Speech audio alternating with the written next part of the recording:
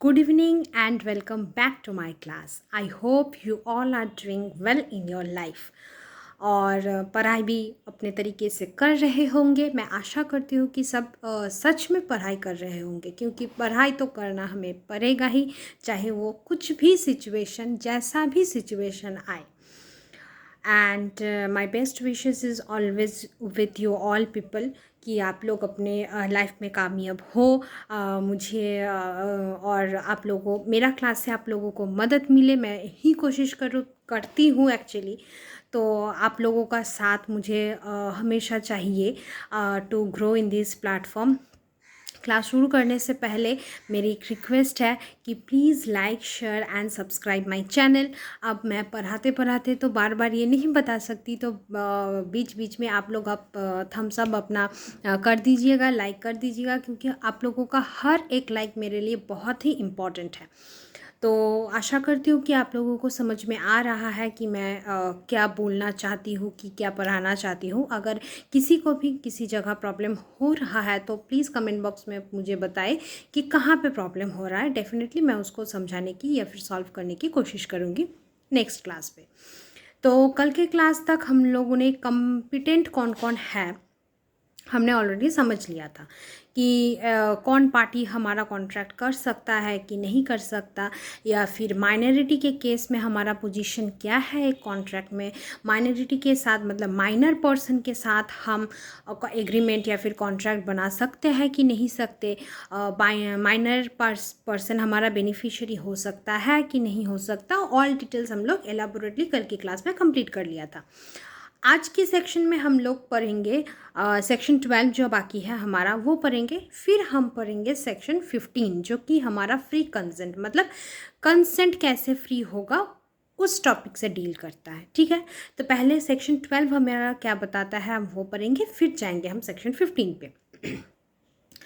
Section 12 हमारा क्या बताता है, और आप लोग पहले बात तो ये हमको कमेंट बॉक्स में इसका आंसर देंगे कि हमें कौन से केस लॉ से ये जानने के लिए मिला कि हम माइनर पर्सन के साथ कोई भी कॉन्ट्रैक्ट नहीं बना सकते। अगर बनाए तो वो कॉन्ट्रैक्ट हमारा वर्ड अब इनिशियो होगा। एंड सेकेंड थिंग, ये कहाँ मतलब कौन से सेक्शन में ये बताया गया है कि कौन सा पार्टीज हमारा कॉम्पिटेंट होगा। ठीक है, अच्छा, तो आज के क्लास हम बिना टाइम वेस्ट किए हुए शुरू करते हैं। Sorry for the background noise, actually some construction work is going on in my house, so I really pardon for that. तो शुरू करते हैं। सेक्शन 12 क्या बताता है। What is a sound mind for the purposes of contracting? One of the essential requirements of competency of contract is that the parties to the contract inter alia should be of sound mind. पहले ही हम बताएं कि essential requirement में हमारा एक होगा कि parties हमारा साउंड माइंड होगा, मतलब हमारा पर्सन सुई जुरिस होगा। ऐसा नहीं कि वो माइनर हो, वो इंसेन हो, या फिर वो लुनेटिक पर्सन हो। पर्सन को हमेशा साउंड माइंड का होना है। ठीक है, according it may be stated as a principle of law that contract made by person of unsound mind are void subject to the rules embodied in section 12. तो अगर हम लोग एक अनसाउंड माइंड पर्सन के साथ कॉन्ट्रैक्ट बनाए तो वो कॉन्ट्रैक्ट हमारा वॉइड होगा। एंड इसका सारा रूल्स सेक्शन 12 में मेंशन किया गया है। ऑब्वियसली जो इंसान साउंड माइंड का नहीं है, अनसाउंड माइंड का है, तो वो कॉन्ट्रैक्ट तो वॉइड होगा ही, क्योंकि जो पर्सन अनसाउंड माइंड का है वो तो रीजनेबल तरीके से आंसर्स को नहीं दे सकता। ऐसे इंसान के साथ अगर हम लोग कॉन्ट्रैक्ट बनाए तो उससे हम क्या बोलना चाहते, क्या करवाना चाहते, उसका तो दिमागी हालत ऐसा नहीं है। चाहे वो एक माइनर हो, चाहे वो एक इडियोटिक पर्सन हो, नॉट पॉसिबल। एक पागल से जाके हम अगर वो बोले कि तुम्हारे साथ ये हम कॉन्ट्रैक्ट करना चाहते कि मैं तुम्हारा मकान हम खरीदना चाहते, वो थोड़ी बुझे मतलब समझेगा कि क्या मकान है, क्या कॉन्ट्रैक्ट है, कब क्या करना चाहता है, नहीं समझेगा। तो उससे कुछ एक्सपेक्टेशंस रखना भी मतलब वॉइड ही है, क्योंकि वो तो कुछ किसी का भी आंसर्स नहीं दे सकता। तो अब हम पैरा 1, पैरा 2, पैरा 3 करके हम लोग समझेंगे सेक्शन 12 एक्चुअली बताना क्या चाहता है। ठीक है, तो अकॉर्डिंग टू पैरा 1 सेक्शन 12 हमारा क्या बताता है। According to this provision, a person is said to be a sound mind for the purpose of making a contract if at the time when he makes it, he is capable of understanding it and of rational judgment and to its effect upon his interest. क्या बताता है कि एक person को हम sound mind तब कहेंगे और उसके साथ कॉन्ट्रैक्ट हम तभी बना पाएंगे जब कॉन्ट्रैक्ट बनाने के समय वो मतलब ये समझने की हालत में रहे कि उससे हम क्या बनवाना चाहते हैं, किस तरीके का कॉन्ट्रैक्ट बनवाना चाहते हैं और उसका इंटरेस्ट माने वो सब कुछ समझ के अकॉर्डिंग टू हिज इंटरेस्ट वो कॉन्ट्रैक्ट को बनाए। आई रिपीट, जब एक पर्सन हमारा साउंड माइंड होगा, मतलब कब हम एक कॉन्ट्रैक्ट किसी के साथ बना सकते हैं, जब इंसान हमारा साउंड माइंड है तो वो हम समझेंगे कैसे। तो a person is said to be a sound mind person when at the time of making the contract he is capable of understanding what is मतलब हम उससे करवाना क्या चाहते हैं, कॉन्ट्रैक्ट में लिखा क्या है और वो उसके ऊपर अपना आंसर्स दे सके। ठीक है, तो साउंड माइंड एक पर्सन को हम डील तभी करेंगे जब कॉन्ट्रैक्ट बनाने के वक्त वो पर्सन अपने होशो आवाज़ में रहे। ठीक है, तो कॉन्ट्रैक्ट बनाते समय वो पर्सन को पता है कि कॉन्ट्रैक्ट क्या है, किसके बारे में है, हमसे क्या करवाना चाहते हैं, हम किस बारे में कॉन्ट्रैक्ट करना चाहते हैं, इसका कंसेक्वेंसेस क्या होगा, वो सब कुछ समझ रहा है और समझने के बाद वो कॉन्ट्रैक्ट कर रहा है, तब हम बोलेंगे कि वो पर्सन हमारा साउंड माइंड है। ठीक है, तो ये रहा हमारा सेक्शन 12 पैरा 1 क्या बताता है। तो सेक्शन 12 पैरा 1 आई रिपीट ये बताता है कि एक पर्सन साउंड माइंड तभी होगा जब वो कॉन्ट्रैक्ट बनाने के वक्त पूरा होशो आवाज़ में रहे, वो समझ सके कि उससे हम लोग करवाना क्या चाहते हैं, उससे हम किस तरीके से कॉन्ट्रैक्ट करना चाहते हैं, किस टॉपिक के ऊपर कॉन्ट्रैक्ट करना चाहते हैं या फिर कॉन्ट्रैक्ट का सब्जेक्ट मैटर क्या है, वो सब कुछ समझ सके और कॉन्ट्रैक्ट बनाने के बाद भी उसका कंसिक्वेंसेस क्या होगा, ईच एंड एवरी डिटेल्स वो समझ सके, तो हम उसको कहेंगे कि वो एक साउंड माइंड का पर्सन है। ठीक है, अब पैरा 2 क्या बताता है। According to para 2 of section 12, a person who is usually of unsound mind, usually मतलब मैक्सिमम टाइम वो अनसाउंड ही है, मतलब वो जनरली उसके आसपास उसके सामने क्या हो रहा है वो समझ नहीं सकता, फील भी नहीं कर सकता, तो यूजुअली वो अनसाउंड माइंड का है। ओकेशनली ऑफ साउंड माइंड, तो कभी कभार वो साउंड माइंड का मतलब पूरे होशो आवाज़ का हो जाता है। तो जब वो पूरे तरीके से होशो आवाज़ का हो जाता है तब हम उसके साथ उस टाइम जब वो पूरी तरीके से होशो आवाज़ में होता है तब हम उसके साथ कॉन्ट्रैक्ट बना सकते हैं। ठीक है, लेकिन जब वो ऐसे आम तौर पे अनसाउंड माइंड रहता है, समझ में नहीं आ रहा है उसको कि उसके साथ क्या हो रहा है या फिर वो उस मतलब स्टैंडर्ड में ही नहीं है, कैपेबिलिटी नहीं है उसके अंदर कि वो कॉन्ट्रैक्ट को बनाए, तो हम उस टाइम में उसके साथ कॉन्ट्रैक्ट नहीं बना सकते। तो पैरा 2 सिंपली हमको ये बताता है कि एक पर्सन ऐसे में अनसाउंड है, ठीक है, अनसाउंड माइंड का है, लेकिन जब वो ओकेशनली वो साउंड माइंड का होता है। तो एक पर्सन हमारा यूजुअली अनसाउंड माइंड का है लेकिन ओकेशनली वो साउंड माइंड का होता है। तो वो आदमी जब साउंड माइंड का होता है तब हम उस केस में उसके साथ कॉन्ट्रैक्ट बना सकते हैं। ऐसा नहीं कि वो अनसाउंड माइंड का है हम उसके साथ कॉन्ट्रैक्ट नहीं बना सकते, नहीं, कॉन्ट्रैक्ट बनाने के वक्त अगर वो होशो हवास में रहेगा तो हम उसके साथ कॉन्ट्रैक्ट बना सकते हैं। तो ये हमारा पैरा 2 कहता है। ठीक उसी प्रकार हमारा पैरा 3 क्या कहता है, अगेन इट में सो happen that who is usually sound mind, ऐसे साउंड माइंड है बट कभी कभार ओकेशनली वो अनसाउंड माइंड का हो जाता है। Then we can not make contract at the time when he is in unsound mind. ठीक है, तो एक आदमी ऐसे में हमेशा होशो हवास में रहता है, लेकिन कभी कभार उसका दिमागी हालत थोड़ा सा बिगड़ जाता है। तो जब बिगड़ जाता है उस टाइम हम उसके साथ कॉन्ट्रैक्ट नहीं बना सकते। तो हमें कॉन्ट्रैक्ट एक आदमी के साथ तभी बना सकते जब वो पूरे होशो आवाज़ पे केपेबल होगा कॉन्ट्रैक्ट को समझने के लिए, रीजनेबल रैशनल जजमेंट दे सकता है, तब हम उसके साथ कॉन्ट्रैक्ट बना सकते हैं। तो एक आदमी जब रैशनल जजमेंट दे सकता है, केपेबल है कॉन्ट्रैक्ट को समझने के लिए, उसके आंसर्स को देने के लिए, कंसिक्वेंसेस को समझने के लिए, तब उस केस में हम एक आदमी के साथ कॉन्ट्रैक्ट कर सकते हैं और तब हम उस आदमी को साउंड माइंड पर्सन कहेंगे।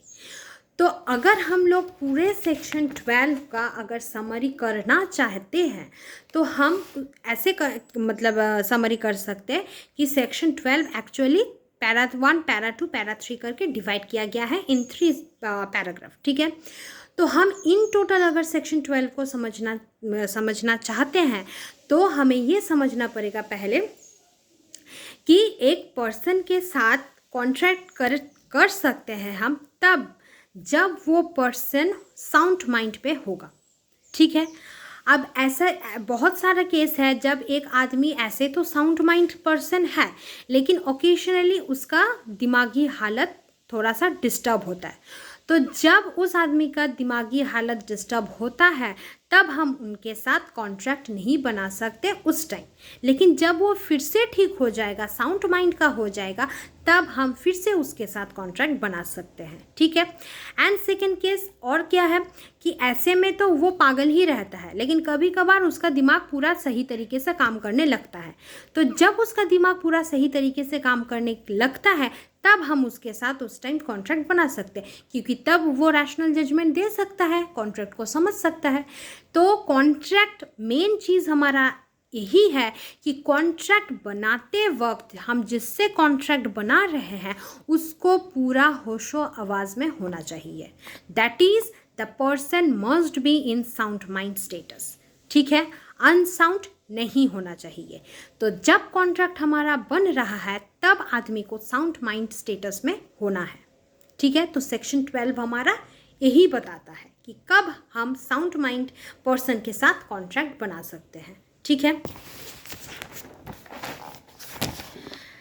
The reason why contract made by a person of unsound mind is void under section 12 and it is to be read with section 11, क्योंकि section 11 में पहले हमारा बताता है कि कौन कौन कॉन्ट्रैक्ट को बनाने के लिए कॉम्पिटेंट है। तो मतलब कॉन्ट्रैक्ट एक्चुअली कौन कौन बना सकता है।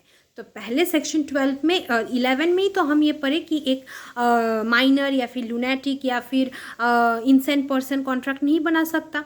तो जो साउंड माइंड पर्सन है, जो मेजॉरिटी गेन कर चुका है और जिसको लॉ बांट नहीं करता और नहीं रोकता कि तुम कॉन्ट्रैक्ट नहीं बना सकते, उस इंसान के साथ हम कॉन्ट्रैक्ट कर सकते हैं। Is that contract requires consensus ad idem, section 13 of two minds, but a person of unsound mind has nothing which the law recognizes as mind, that is non-composed mind is not of composed minds। पहले section 10 में हमने already ये पढ़ चुका है, मतलब हमने सभी ये पढ़ चुके हैं कि एक कॉन्ट्रैक्ट को बनने के लिए दोनों पार्टी का सहमत होना बहुत ही आवश्यक है। ठीक है, that is called the mirror image rule of contract of formation. तो अब माइंड का मतलब मीटिंग हो ही नहीं रही है, कंसेंट दे ही नहीं पा रहा है एक आदमी, तो उस केस में हम कॉन्ट्रैक्ट नहीं बना सकते। यहाँ पे कंसेंट देने का मतलब है जो ऑफर, मतलब जो कॉन्ट्रैक्ट बना रहा है और जिससे वो बना रहा है कॉन्ट्रैक्ट, वो उस कॉन्ट्रैक्ट को समझ ही नहीं पा रहा है, तो उसके ऊपर वो कंसेंट कैसे देगा। मैं ऐसे ये बता रही हूँ कि ना मुझे तुम्हारा वो मकान खरीदना है, अब ये समझ ही नहीं रहा है कि मकान क्या है, क्या खरीदना चाहता है, तो वो कंसेंट कैसे देगा। मैं ऐसे मकान खरीदूँ तो कैसे खरीदूँ, नहीं खरीद सकती। तो इसीलिए सेक्शन 12 ये बताता है कि हम हमें कॉन्ट्रैक्ट बनाना है साउंड माइंड पर्सन के साथ, क्योंकि अनसाउंड माइंड के पर्सन रैशनल जजमेंट, अंडरस्टैंडिंग इस सबसे परे हैं। उनको ये सब मतलब कुछ भी नहीं आता एक अनसाउंड माइंड पर्सन को। तो हम उस टाइप के इंसान जिसका मानसिक स्थिति स्टेबल नहीं है, अनस्टेबल है, तो उनके साथ हम कॉन्ट्रैक्ट नहीं बना सकते, किसी भी हाल में भी नहीं। तो अगर उस टाइम में हम कॉन्ट्रैक्ट बनाए भी तो वो वॉइड होगा, लॉ उसको नहीं मानेगा। अब जब लॉ ही नहीं मान रहा है तो उससे हमारा कुछ भी लीगल कंसिक्वेंसेज अराइज नहीं होगा। हम हमारा राइट को एनफोर्स ही नहीं करा सकते उस कॉन्ट्रैक्ट में। ठीक है, तो सेक्शन 12 हमारा इन शॉर्ट यही बताता है कि कॉन्ट्रैक्ट बनाने के वक्त हमें ये देखना है कि पर्सन हमारा साउंड माइंड है कि नहीं है। अगर साउंड माइंड है कॉन्ट्रैक्ट बनाने के वक्त तो हम किसी भी हाल में उस पर्सन के साथ कॉन्ट्रैक्ट बना सकते हैं। ठीक है, तो कॉन्ट्रैक्ट बनाने के समय हमें ये देखना है कि पर्सन हमारा साउंड माइंड का है कि नहीं है। This is the question. ठीक है, आई होप सेक्शन 12 आप लोगों को समझ में आया है। अब हम पढ़ेंगे एक नया फ्री कंसेंट क्या है। ठीक है, तो पहले इंट्रोडक्शन पढ़ेंगे, फिर हम पढ़ेंगे कि ये कंसेंट का एक्चुअली मतलब क्या है, डील किस बारे में वो करता है। ठीक है, तो section 10 of Indian contract act stipulates amongst other things that all agreements are contracts if they are made by the free consent of the parties to the contract. तो सेक्शन 10 में हमने जब लीगल प्रिंसिपल्स को पढ़ा कि एक agreement से contract बनने के लिए हमें क्या क्या इंपॉर्टेंट प्रिंसिपल्स हैं जिसको फॉलो करना है, उस टाइम में हम लोग पढ़े थे सभी मतलब लीगल प्रिंसिपल्स में से हमारा एक प्रिंसिपल्स था जो कि डील करता है फ्री कंसेंट के लिए, कि कंसेंट हमारा, सहमति हमारा फ्री होना चाहिए। मतलब हम अगर किसी के साथ भी कॉन्ट्रैक्ट बनाते हैं तो वो हम अपने मन से करेंगे कॉन्ट्रैक्ट। ये नहीं कि किसी के दबाव में आके, डरा के, धमका के नहीं, या फिर किसी के डर से भी हम कॉन्ट्रैक्ट नहीं बनाएंगे।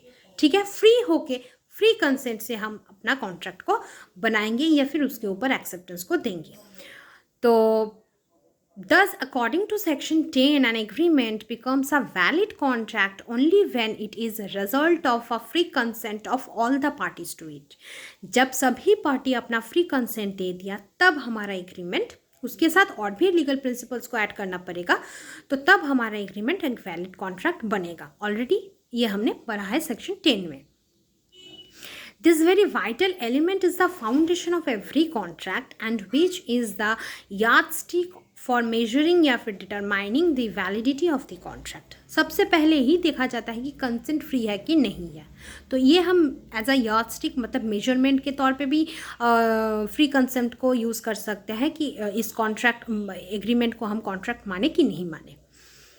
Therefore, one of the essential elements of a valid contract as highlighted in section 10 is the parties should enter into the contract with their free consent। तो parties को एक contract में enter होना ही है with their free consent।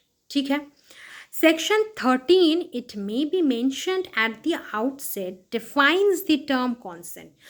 तो section 13 हमारा सिर्फ consent क्या है वो डिफाइन करता है, फ्री कंसेंट क्या है वो डिफाइन नहीं करता। इसमें बहुत स्टूडेंट्स गलती करते हैं, जैसे वो मोहरी बीबी के केस में, तो सेक्शन 11 से हमें मोहरी बीबी का केस नहीं मिला। ठीक है, तो सेक्शन 11 से हमें ये भी नहीं मिला कि एक माइनर के साथ हम कॉन्ट्रैक्ट कर सकते हैं कि नहीं कर सकते। अगर कॉन्ट्रैक्ट कर सकते हैं तो वो वैलिड होगा, वॉइड होगा कि वॉइड अब इनिशियो होगा, ये सेक्शन 11 हमें नहीं बताता है मोहरी बीबी वर्सेस धर्मोदास का केस। तो ये क्वेश्चन बहुत कंफ्यूजिंग है, बहुत बार ऑलरेडी आ चुका है कि हमें कहाँ से पता चलता है कि कॉन्ट्रैक्ट अगर एक माइनर के साथ होगा तो वो वॉइड होगा कि वॉइडेबल होगा। ठीक उसी प्रकार कंसेंट हमारा सेक्शन 13 में दिया गया है, फ्री कंसेंट हमारा नहीं दिया गया है सेक्शन 13 पे। ठीक है, तो सेक्शन 13 क्या बताता है, 2 or more persons are said to consent when they agree upon the same thing in same sense। तो 2 आदमी कंसेंट दे रहा है किसी चीज़ के ऊपर, तब कैसे बोलेंगे हम कि क्या मतलब कंसेंट दे रहा है, कि जब वो सेम थिंग के ऊपर सेम सेंस में राज़ी हो रहा है। ठीक है, आई रिपीट, जब दोनों, टू और मोर पर्सन, सिर्फ दोनों नहीं, दो से अधिक भी हो सकता है कॉन्ट्रैक्ट में पार्टी, तो टू और more persons are said to consent, कि कंसेंट दे रहे हैं एक कॉन्ट्रैक्ट में, कब? जब they agree upon the same thing in same sense, same चीज के ऊपर सेम तरीके से, ठीक है। The Latin expression signifying consent is consensus ad idem, consensus ad idem मतलब ही on the same thing in same sense, ठीक है। तो इस same thing in same sense, इसको याद रखना पड़ेगा और हमें आंसर्स में भी ये लिखना पड़ेगा कि कंसेंट का मतलब ही है same thing, giving consent on the same thing in same sense, ठीक है। ये तो रहा सेक्शन 13। तो सेक्शन 13 बताता है कि कंसेंट का क्या है। कंसेंट मतलब सहमति होना। तो सहमति हम कब होंगे? जब दोनों पार्टी ही एक ही चीज़ पे अपना सहमति दे रहा है, राज़ी हो रहा है कि हाँ ठीक है, ये मुझे मंजूर है, दूसरा पार्टी बोला ये भी मुझे मंजूर है, तो same thing in the same sense, तो कंसेंट हो गया, सहमति मिल गया। अब सेक्शन 14 हमें क्या बताता है? सेक्शन 14 बताता है कि कंसेंट हमारा फ्री कब होगा, वो बताता है सेक्शन 14। तो पहले सेक्शन 13 में हम ऑलरेडी ये पढ़ लिए कि हम सहमति कैसे अपने, मतलब एक चीज़ में हम सहमत हैं वो हम कैसे बोलेंगे। तो कंसेंट तभी माना जाएगा that in the same thing in the same sense, जब दोनों पार्टी सेम थिंग के ऊपर सेम सेंस पे अपना कंसेंट दे रहा है, ठीक है। अब वो कंसेंट फ्री कैसे है और कब फ्री कंसेंट होगा, कैसे समझेंगे? According to section 14 consent is said to be free. Section 14 कुछ कंडीशंस देता है कि कब हमारा कंसेंट फ्री होगा, कब? When it is not caused by, जब हमारा कंसेंट क्वेश्चन के द्वारा, अनड्यू इन्फ्लुएंस के द्वारा, फ्रॉड के द्वारा, मिसरिप्रेजेंटेशन के द्वारा एंड मिस्टेक के द्वारा नहीं दिया गया है।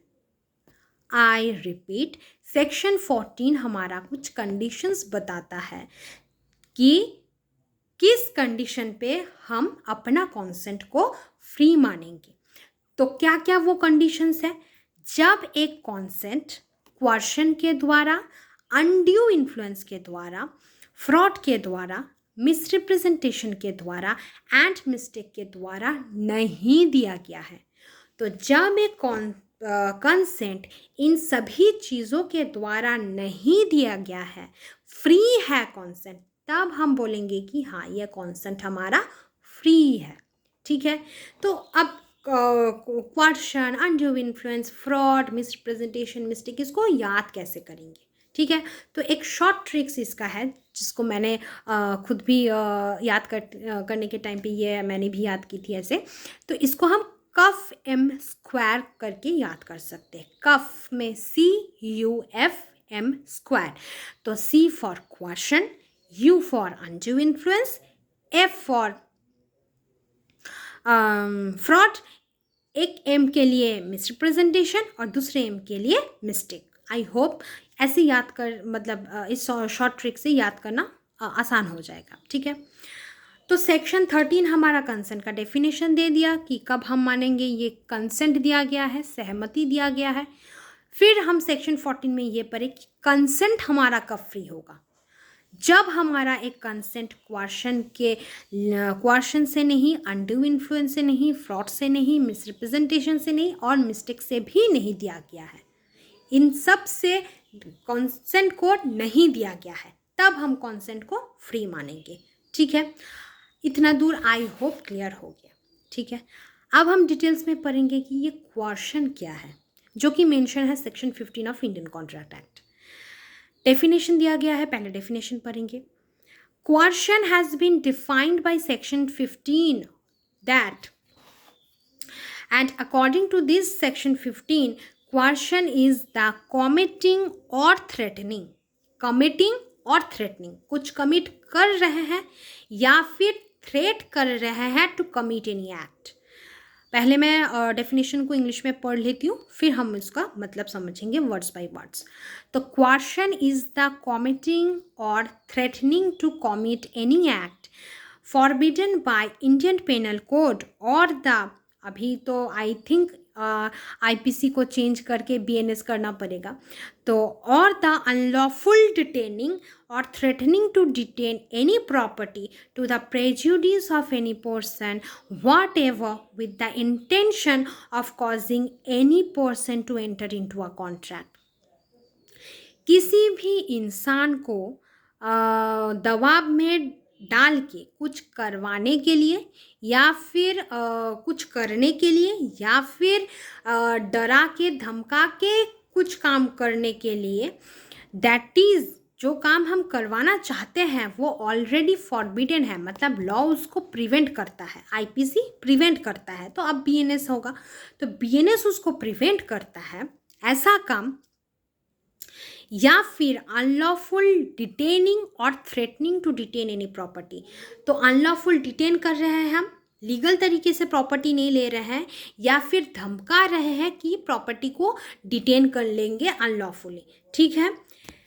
And it may prejudice any person, तो ये सब करके हम एक आदमी को ऐसे ही प्रेजुडिस कर रहे हैं, मतलब उस पर्सन को हम क्षति पहुंचा रहे हैं, हम पहुंचा रहे हैं विद द इंटेंशन। इंटेंशन क्या है ऐसा करने, डराना धमकाना, इसका इंटेंशन क्या है, to cause a person to enter into an agreement, कि वो उस पर्सन के साथ हमें एग्रीमेंट करना है, तो वो एग्रीमेंट करने के लिए, उसको मनाने के लिए, उसको राज़ी करने के लिए हम ये सब कर रहे हैं।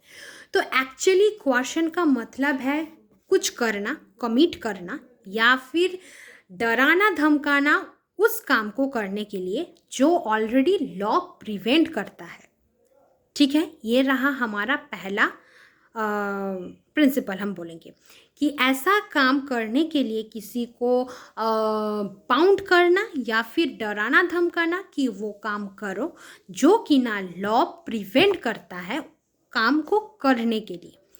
Second, unlawful detaining of the property, या फिर डरा के धमका के unlawful detaining of the property किसी इंसान का कर रहे हैं विद द इंटेंशन, और ये डरा के धमका के ऐसा काम करवाने से जो ऑलरेडी लॉ प्रिवेंट करता है प्रॉपर्टी को डिटेन करना, इन सब का मकसद क्या है, जो कोई भी ऐसा काम कर रहा है वो कर क्यों रहा है।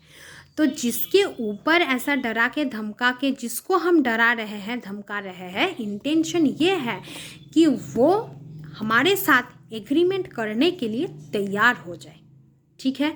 तो एक आदमी ऐसा काम कर रहा है या फिर थ्रेट कर रहा है, एक आदमी पहले एक दूसरे आदमी को कुछ करने के लिए बताता है, ठीक है।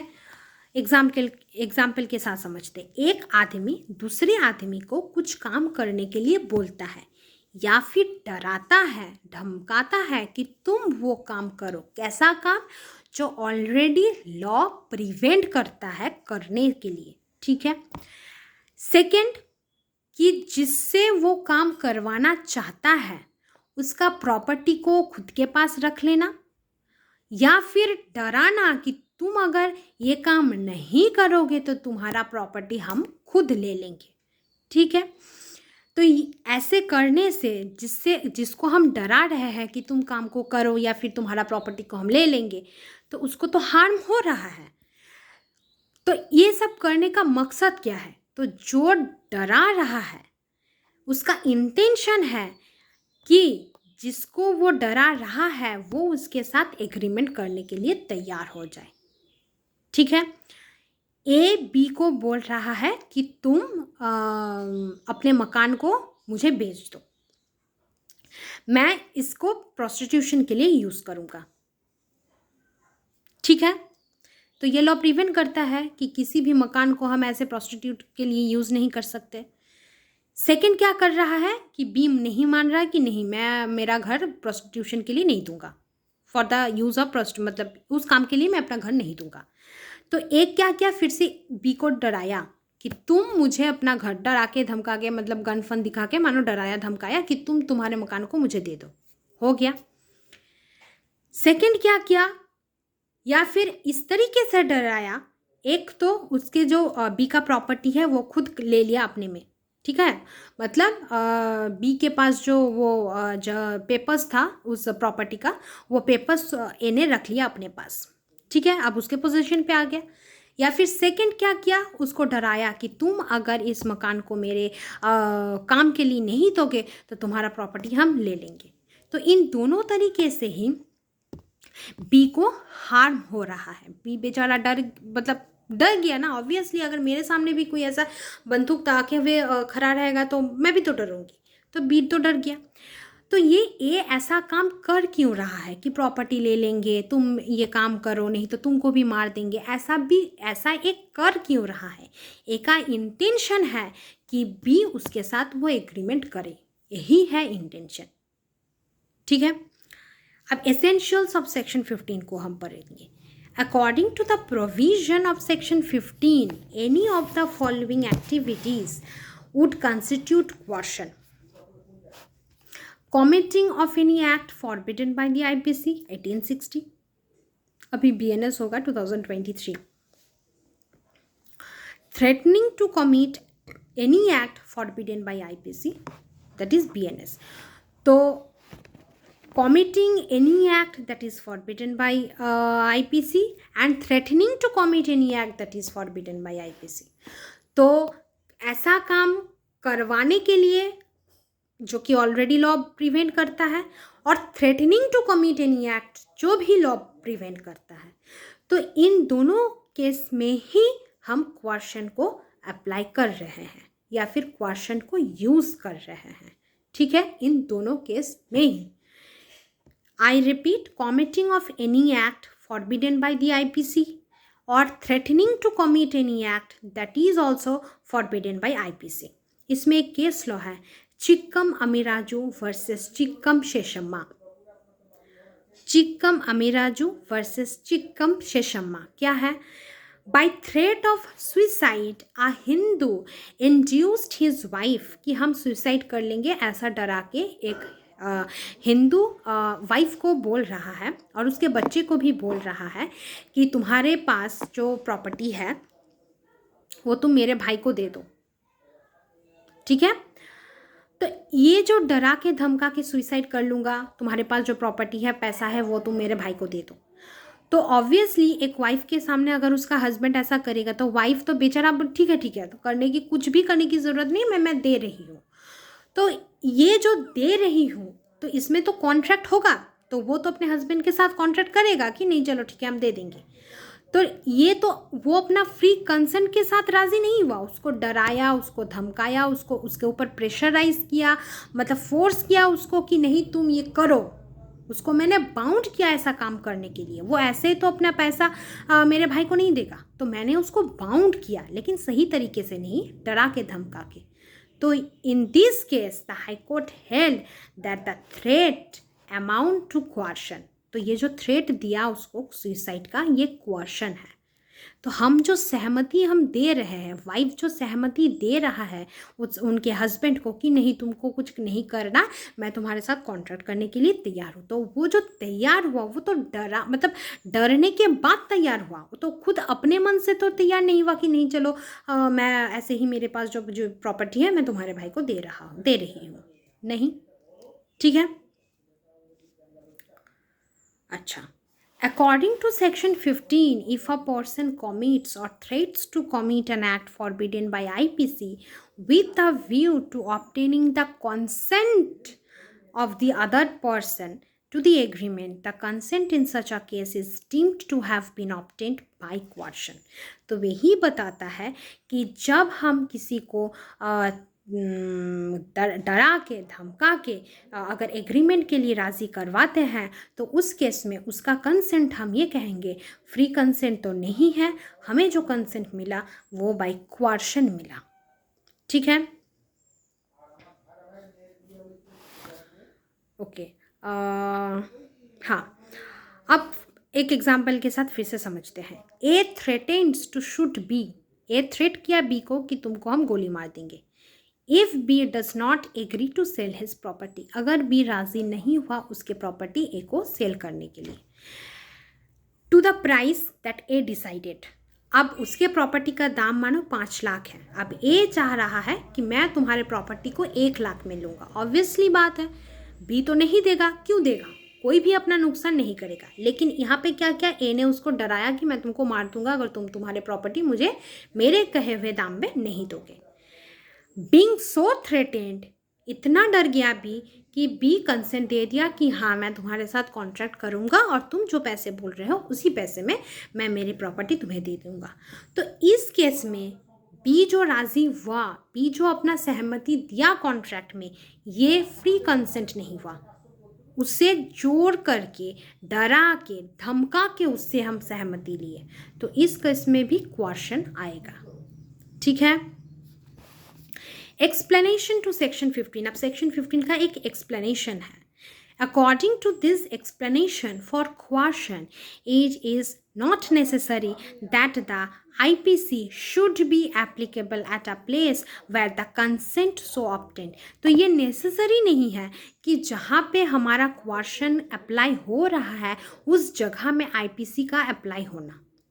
In other words, explanation expressly state that it is immaterial within the IPC is or is not in question is or is not in force in the place where the question is employed। मतलब IPC उस जगह पे is और not in force कि जहाँ हमारा question employ किया जा रहा है।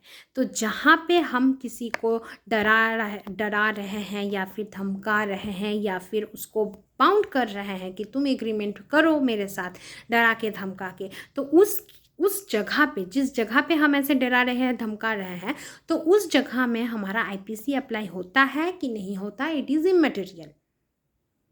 उसको हमें नहीं देखना कि यहाँ पे हमारा इंडियन लॉ IPC एप्लीकेबल है कि नहीं है, सिर्फ हमें ये देखना है कि कंसेंट हमारा जो कॉज हो रहा है वो हमारा बाय क्वेश्चन ही कॉज हो रहा है।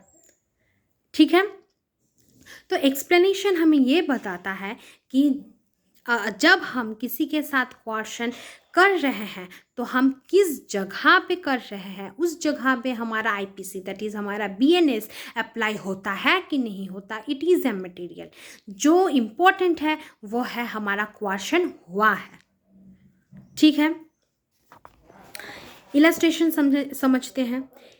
An Indian citizen on board and English ship, एक इंडियन सिटीजन है जो कि ना इंग्लिश शिप में है ऑन द हाई सीज। ठीक है, तो ओशन में एक इंडियन सिटीजन शिप में है। Causes be another Indian to enter into an agreement by threatening words और कॉन्डक्ट, तो इसको हम क्रिमिनल इंटीमिशन भी कहेंगे, इंटिमिडेशन। तो एक इंडियन है जो कि बीच समुंदर में है, तो उसने दूसरे इंडियन को जो भी उस शिप में है डराया धमकाया कि तुम मेरे साथ कॉन्ट्रैक्ट करो। तो इस केस में डरा के धमकाया मतलब ही कंसेंट हमारा बाय क्वेश्चन है, फ्री तो है नहीं।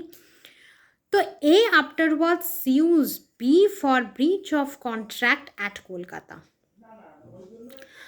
तो ए ने स्यू किया, बी को केस किया for the breach of contract at Kolkata में। A has employed coercion and hence he will not succeed। क्यों? Even though the provisions was not in force at the place where the act was committed। अब बीच समुंदर में, ocean में तो IPC apply होता नहीं, Indian का तो टेरिटरी तब वो है नहीं, तो IPC अप्लाई होगा नहीं, ये हमें पता है। तो अब IPC अगर अप्लाई नहीं होगा तो क्या हम क्वेश्चन के लिए कोर्ट में जाके नहीं बता सकते कि हम मेरे साथ ये क्वेश्चन किया है तो हम इस कॉन्ट्रैक्ट को नहीं मानते? ऑब्वियसली बता सकते हैं, क्योंकि हमारा एक्सप्लेनेशन ही ये बताता है कि जहाँ पे हमारा क्वेश्चन हुआ है तो ये इम्पॉर्टेंट नहीं है कि वहाँ पे IPC that is BNS apply होता है कि नहीं होता। इम्पॉर्टेंट ये है कि क्वेश्चन हुआ है कि नहीं हुआ। तो ए ने ऑलरेडी बीच समुंदर में बी को डरा के धमका के, जो इंडियन है और ए भी इंडियन है, तो बी को डरा के धमका के उसको समझाया कि तुमको मेरे साथ कॉन्ट्रैक्ट करना है। अब बी तो राज़ी हुआ नहीं, तो ए चल गया कोर्ट कोलकाता में कि ऐसा ऐसा कॉन्ट्रैक्ट हुआ था और ये नहीं माना, तो मैं उसके ऊपर केस करना चाहता हूँ। तो ऑलरेडी कोर्ट ने बता दिया कि तुम तो केस उसके ऊपर कर ही नहीं सकते, क्योंकि तो तुम क्वेश्चन यूज़ किए हो उसके साथ, उसका तो कंसेंट ही फ्री नहीं है। डरा के धमका के तो तुम उसको कंसेंट मतलब एग्रीमेंट में उसका कंसेंट ले रहे हो, तो तुम कैसे केस कर सकते हो। तो हमको क्या मिला देखने के लिए कि बीच समुंदर में हमारा आईपीसी मतलब बीएनएस तो अप्लाई होता नहीं है, लेकिन फिर भी कोर्ट बोला कि वो केस ही नहीं कर सकता। क्यों? क्योंकि वो बाय क्वेश्चन उसका कंसेंट लेना चाहता था। तो इम्पॉर्टेंट हमारा ये देखना है कि क्वेश्चन हुआ है कि नहीं हुआ, आईपीसी या फिर बीएनएस वहाँ पे अप्लाई होता है कि नहीं होता। दिस इज़ नॉट मटेरियल, मतलब इम्पॉर्टेंट वो नहीं है कि हमारा लॉ वहाँ पे लागू होता है कि नहीं होता जहाँ पे क्वेश्चन हमारा हो रहा है। इम्पॉर्टेंट वो है कि हमारा क्वेश्चन के द्वारा हमारा कंसेंट को लिया गया है, वो हमारा इम्पॉर्टेंट है। ठीक है, अगर कुछ भी बैकग्राउंड न्यूज़ आ रहा है तो उसके लिए I am really very sorry. तो बीच बीच में आप लोग अपना अटेंडेंस भी लगवा देना और थम्स अप भी कर देना, क्योंकि वो बहुत ही मेरे लिए इम्पॉर्टेंट है। And really this is my humble request and I am very new to this platform. तो गलतियाँ मुझसे भी होती है, तो उसके लिए मैं सच में माफ़ी चाहती हूँ। नाउ द सेकेंड थिंग कि एक्सप्लेनेशन तो हमें समझ में आ गया। अब unlawful detaining of any property का मतलब क्या है, हम प्रिंसिपल्स को पढ़ रहे हैं कि सेक्शन 15 के लिए हमें क्या क्या चाहिए। तो according to section 15 coercion could also भी, डरा के धमका के कुछ काम ऐसा करवाने से जो लॉ प्रिवेंट करता है, उस तरीके से भी हम मतलब क्वेश्चन को ऑब्टेन कर सकते हैं, और इस तरीके से भी कॉन्ट्रैक्ट क्वेश्चन को अप्लाई कर सकते हैं। कैसे? Coercion could also be caused by the unlawful detaining of any property. Unlawful detaining of any property करके भी हम coercion को कर सकते हैं। ठीक है, to the prejudice of any person with the intention of causing any person to enter into an agreement. According to section 15, could also be caused by the unlawful detaining of any property. Unlawful detaining करके भी हम coercion को use कर सकते हैं, मतलब question को ला सकते हैं कॉन्ट्रैक्ट के बीच। ठीक है, तो किसी भी एग्रीमेंट में किसी का भी कंसेंट हम बाय क्वेश्चन अगर लाना चाहते हैं, तो यहाँ पे by unlawful detaining of any property करके भी हम उसको ला सकते हैं। ऐसा नहीं सिर्फ मतलब उस तरीके से काम करवाना जो ऑलरेडी लॉ प्रिवेंट करता है, सिर्फ वही उसी तरीके से हम क्वेश्चन यूज़ कर सकते हैं, नहीं। अगर हम किसी के प्रॉपर्टी को अनलॉफुल डिटेन भी कर लिए, तब भी हम उस पर्सन के साथ क्वेश्चन यूज़ किए हैं। ठीक है,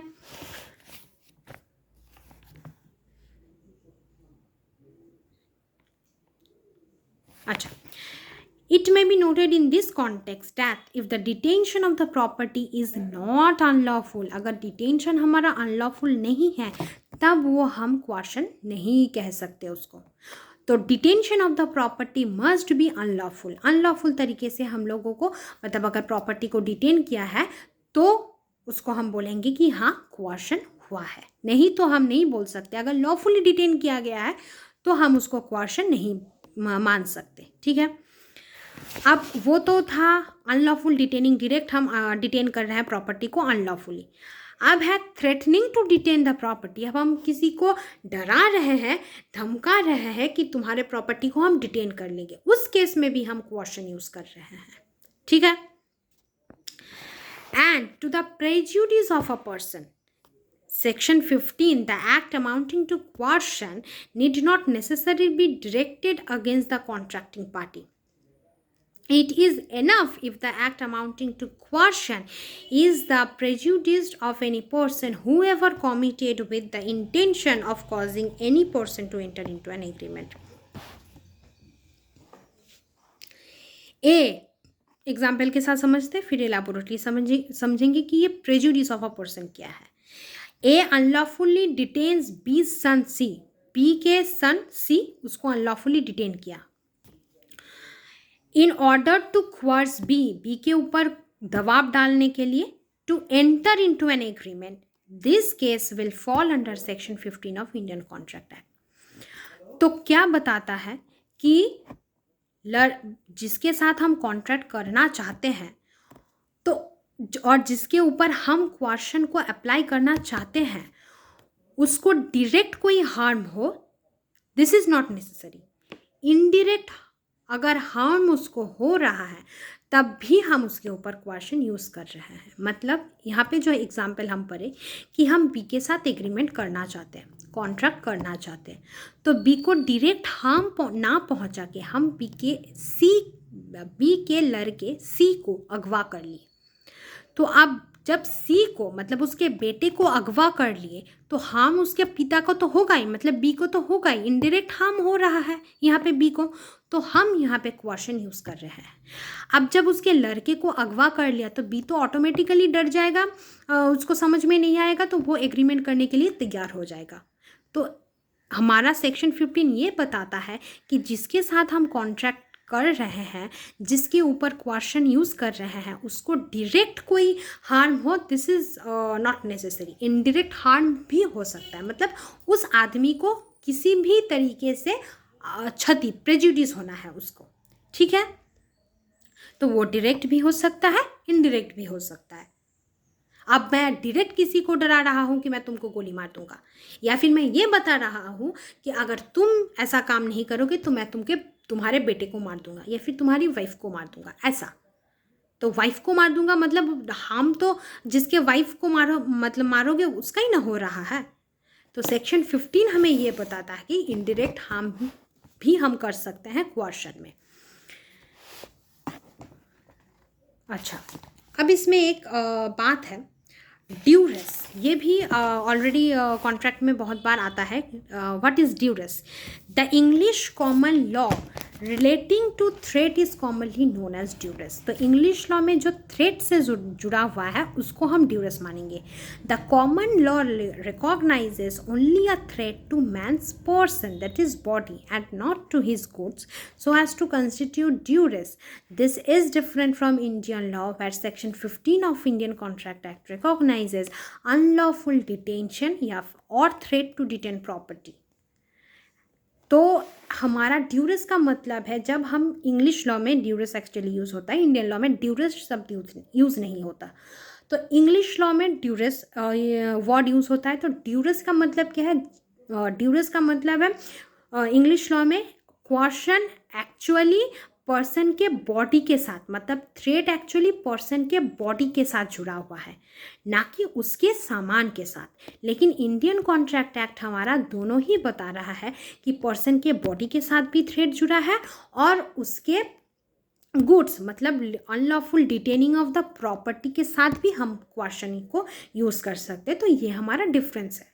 ऐसा अगर आएगा तो एक लाइन में बोलो कि क्या डिफरेंस है, तो हम बता सकते हैं कि ड्यूरेस में सिर्फ थ्रेट टू पर्सन के बॉडी के साथ जुड़ा हुआ है, और इंडियन कॉन्ट्रैक्ट एक्ट में सेक्शन 15 हमें थ्रेट एक पर्सन के बॉडी या फिर पर्सन के गुड्स दोनों का ही थ्रेट हो सकता है, ठीक है। तो सेक्शन 15 हमें ऑल टोटल ये बताता है कि हम किस किस तरीके से क्वेश्चन को मतलब अप्लाई कर सकते हैं।